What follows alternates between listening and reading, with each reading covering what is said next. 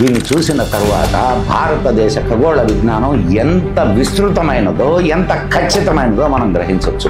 భారతీయ అంతరిక్ష విజ్ఞానం గురించి వివరించడానికి మాటలు కూడా రావు.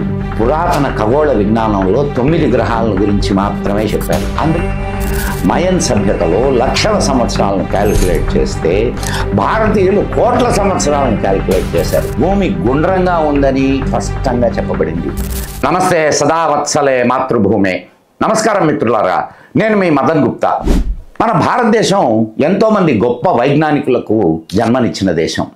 ప్రపంచంలోని ఇతర దేశాలు సభ్యతలు కళ్ళు తెరవకముందే ఇక్కడి ఋషులు మునులు అంతరిక్షం పైన పరిశోధనలు చేశారు. మన ప్రాచీన గ్రంథాల్లో అనేక వైజ్ఞానిక రహస్యాలు దాగి ఉన్నాయి. అవి ఎటువంటివి అని కూడా మనం అంచనా వేయలేము. ఆధునిక వైజ్ఞానిక ఆవిష్కారాలను, సైంటిఫిక్ ఇన్వెన్షన్స్ను నమోదు చేసే సమయంలో భారతదేశం బానిస సంఖ్యలలో బంధింపబడి ఉంది. ఈ కారణంగా మన ప్రాచీన వైజ్ఞానికులకు ఆ పేరు ప్రఖ్యాతులు దక్కలేదు. కానీ భారతదేశపు ఖ్యాతి పెరుగుతూ వచ్చిన తర్వాత భారతీయ విజ్ఞానాన్ని గురించి వెదుకులాట మొదలైందో ఆనాటి విజ్ఞానాన్ని, జ్ఞానాన్ని ప్రపంచం ముందుకు తీసుకురావడం మొదలైంది. ఈ వీడియోలో మనం ఆస్ట్రానమీ, ఖగోళ శాస్త్రం గురించి తెలుసుకుందాం. ఆస్ట్రానమీలో మన వారు కనుక్కున్నటువంటి విషయాలు ఆధునిక వైజ్ఞానికులు కనుక్కున్న విషయాలకు ఎంత దగ్గరగా ఉన్నాయో తెలిస్తే ఆశ్చర్యపోతాం. మన జ్ఞానంలో అతి పురాతనమైనవి వేదాలు. వేదాల్లో మొట్టమొదటిది, అతి పురాతనమైనది ఋగ్వేదం. ఋగ్వేదంలో జోడింపబడి ఉన్న ఐతరేయ బ్రాహ్మణంలో సూర్యుడు అస్తమించడం లేదు, ఉదయించడం లేదు అని చెప్పబడింది. ఐతరేయ బ్రాహ్మణం 14:6. ఇదే వచనంలో భూమి గుండ్రంగా ఉందని, అది అంతరిక్షంలో వేలాడుతూ విడిగా ఉందని స్పష్టంగా చెప్పబడింది. అంటే ఆనాటికి వారికి సూర్యుడి చుట్టూ భూమి తిరుగుతుంది అని తెలుసు. విష్ణు పురాణంలో సూర్యుడు ఒకే చోట ఉంటాడు అని చెప్పబడింది. ఋగ్ యజుర్వేదాల్లో భూమి సూర్యుడు చుట్టూ తిరుగుతుంది అని చెప్పబడింది. అనేక మంత్రాల్లో అనేక చోట్ల ఈ విషయం చాలా స్పష్టంగా చెప్పబడింది.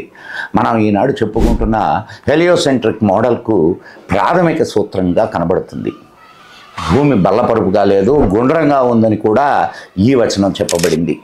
అనేక మంది సూర్యులు ఉన్నారని, చంద్రుడు సూర్యుని నుండి వెలుగును గ్రహిస్తున్నాడని, సూర్యుడి వెలుగులో 7 రంగులు ఉన్నాయని, ఆకాశం బులుగ్గా కనిపించడానికి కారణం స్కాటరింగ్ ఆఫ్ ద లైట్ అనే విషయం కూడా చెప్పబడింది.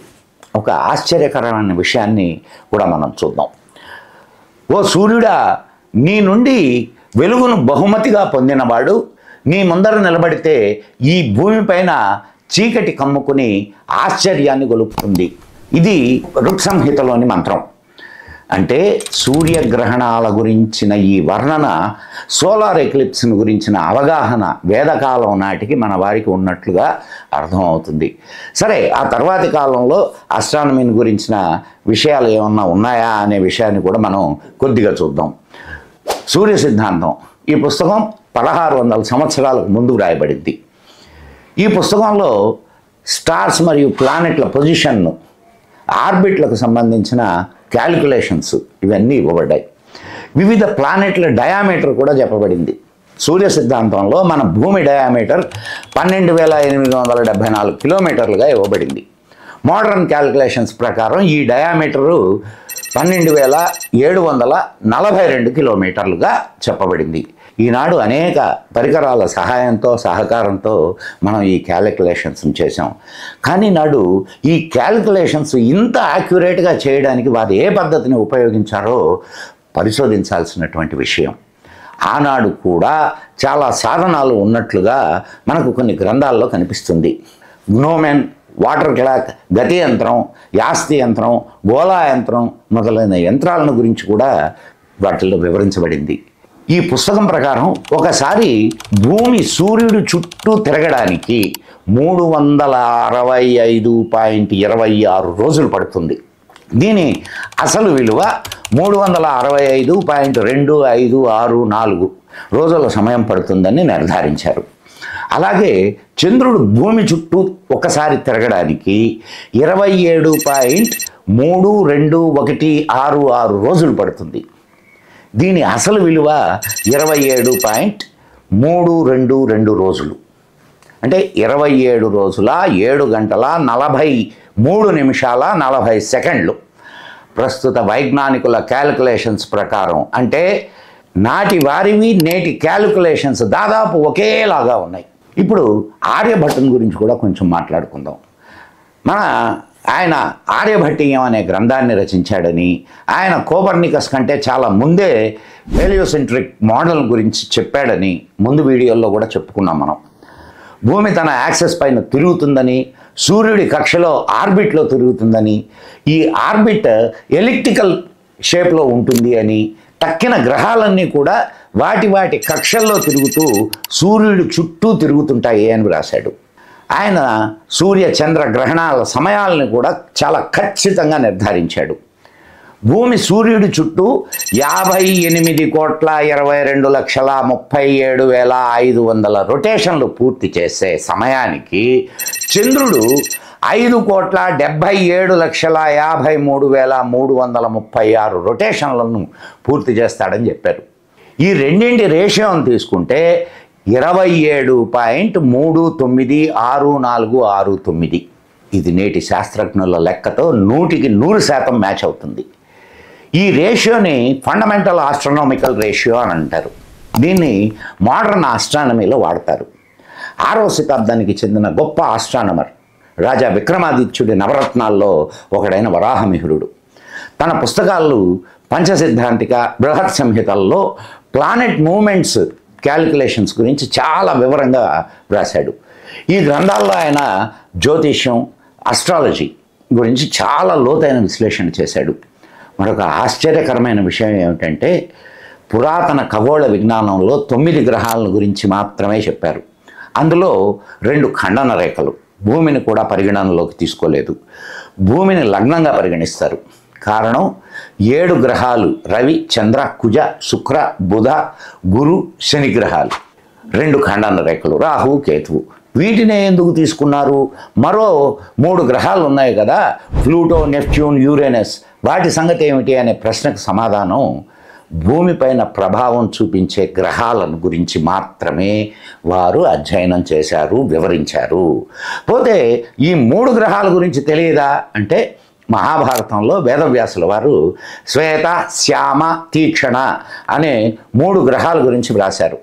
వాటి వర్ణన ప్లూటో, నెప్ట్యూన్, యురేనస్ గ్రహాలతో చాలా వరకు కలుస్తాయి. నేటికి 1400 సంవత్సరాలకు పూర్వం బ్రహ్మగుప్తుడు మన భూమి యొక్క సర్కంఫరెన్స్ను 5000 యోజనాలుగా వివరించాడు. ఒక యోజనం అంటే 8 కిలోమీటర్లు. 5000 × 8 40,000 కిలోమీటర్లు. నేటి శాస్త్రజ్ఞుల లెక్క ప్రకారం 40,075 కిలోమీటర్లు. అంటే ఒక 75 కిలోమీటర్లు మాత్రమే తేడా. 12వ శతాబ్దానికి చెందినటువంటి భాస్కరాచార్యుడు తన పుస్తకం సిద్ధాంత శిరోమణిలో భూమి చలనం, మూమెంట్, దానివల్ల ఏర్పడే ఋతువులు, సీజన్స్ గురించి చాలా వివరించాడు. ఆయన తన గ్రంథంలో న్యూటన్ కంటే ముందే భూమి ఆకర్షణ శక్తిని గురించి వివరించాడు. ప్రతి గ్రహానికి గురుత్వాకర్షణ శక్తి ఉంటుందని, కాబట్టే గ్రహాలు తమ తమ పొజిషన్స్ను కాపాడుకోవడానికి ఇది ఉపకరిస్తుందని తెలిపాడు.